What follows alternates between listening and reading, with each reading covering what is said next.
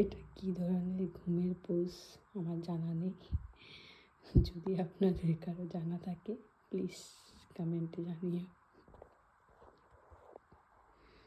জানাবেন। জানাতে ভুলবেন না যে আপনাদের বাচ্চারাও ঠিক এরকম পোজেই ঘুমোয় কিনা।